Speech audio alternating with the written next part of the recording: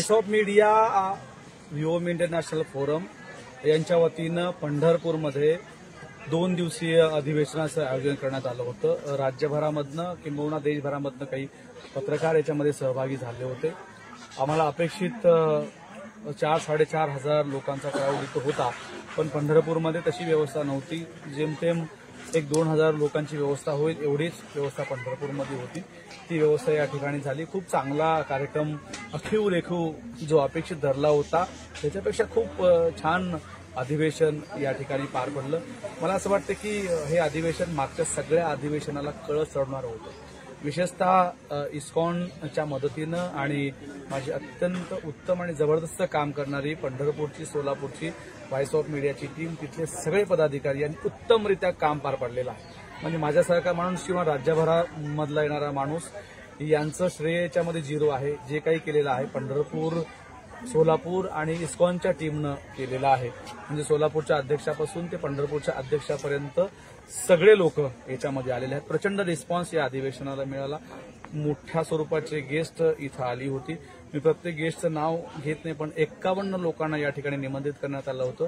Mostly बऱ्यापैकी सगळे आले। नेहमीप्रमाणे राजकीय लोकांना आम्ही सातत्याने टाळत असतो। यावेळेसही 1-2-3 जणांना बोलवलं होतं, पण त्यांनाही निवडणुकीमुळे येता आलं नाही। पण राज्यपाल महोदय राजस्थानचे सन्माननीय हरिभाऊ बागडे साहेब या ठिकाणी आले आणि खूप छान त्यांनी मार्गदर्शन केलं सगळ्यांचे। म्हणजे आवटे सरांपासून ते कांबळे सरांपर्यंत, चांडक सरांपासून ते विशाल पाटलापर्यंत, आंबेकरांपर्यंत सगळ्यांनी खूप छान पद्धतीनं गाईड्स केलेलं आहे। मला असं वाटतं की आता काय हवं आहे पत्रकारांना आणि ते कशा पद्धतीने दिलं पाहिजे याचं एक मी उत्तर व्हॉइस ऑफ मीडियाचं हे अधिवेशन होतं। 56 देशांचा हा प्रवास या संघटनेचा आहे।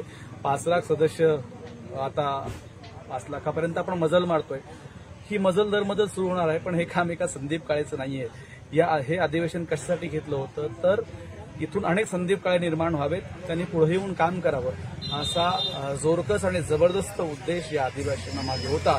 मला माहित आहे या अधिवेशनातून असे अनेक संदीप काळे तयार झालेले आहेत आणि इस्कॉनच्या माध्यमातून इथं म्हणजे इस्कॉन किंवा व्हॉइस ऑफ मीडियाचा उद्देश काय आहे की लोकांचे आशीर्वाद घेण्यासाठी काम करायचं आणि चांगुलपणा लोकांपर्यंत नेण्याचा हा उद्देश आहे। तोच उद्देश घेऊन खूप छान पद्धतीने व्यवस्था झाली।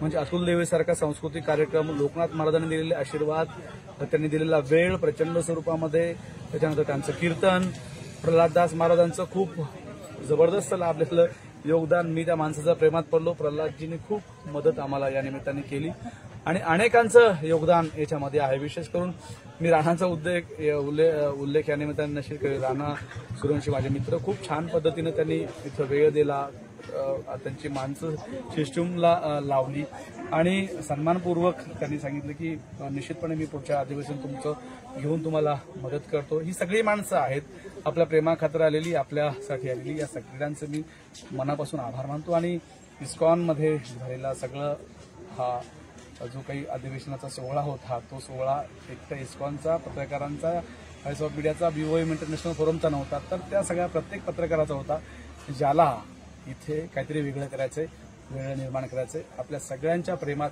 आणि ऋणात राहून माझ्या सगळ्या पदाधिकाऱ्यांचे, कोर टीमचे, राज्याच्या टीमचे मनापासून आभार मानतो आणि पुढच्या अधिवेशनासाठी आपल्याला तयार व्हायचंय शेगावला, हेही या निमित्ताने निमंत्रण देतो। धन्यवाद।